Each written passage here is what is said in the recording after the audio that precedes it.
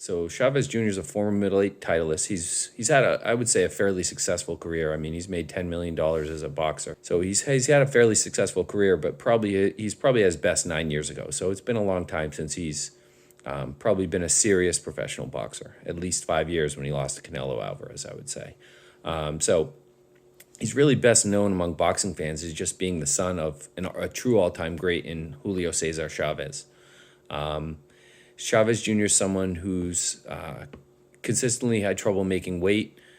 He missed weight for a fight a couple of years ago against Danny Jacobs by almost 5 pounds.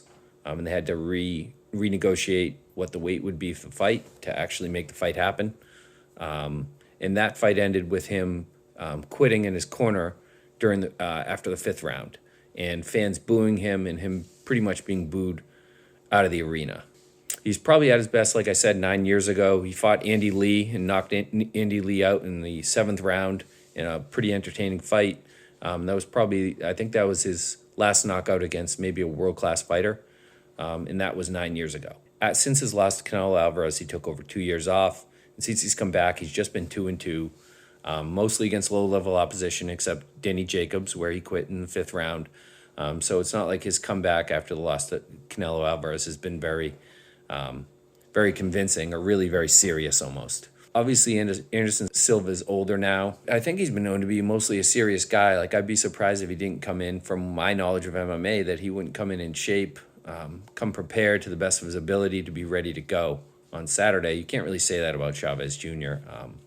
He's had trouble making weight, consistent training, doing what he needs to do in terms of like nutrition and all the stuff that fighters do and put their bodies through to be ready to fight.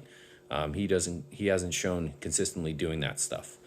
Silva's taller, he's got a longer reach, and it's not like Silva's someone who doesn't know how to punch someone. So Silva has some advantages going into this fight, especially if Chavez Jr. is not ready to go physically and mentally prepared. I would never bet on a Chavez fight because you never know what's going to happen. He hasn't fought over 6 rounds since the loss to Alvarez, so most of his fights have been over pretty quicker than they used to be before, I would say, the Alvarez fight. I just wouldn't bet on him being in shape, ready to go. As much as I would almost always pick a boxer in a boxing match and an MMA fighter in an MMA match, if they fight each other. In this case, I just can't. I wouldn't put my hard-earned money on Chavez being ready to go. So I'd pick Silva to make Chavez quit on a stool in the 7th or 8th round or something like that, maybe 6th. That over/under is probably set pretty tight. I'll take the over on it though. So that's my take on this, and good night.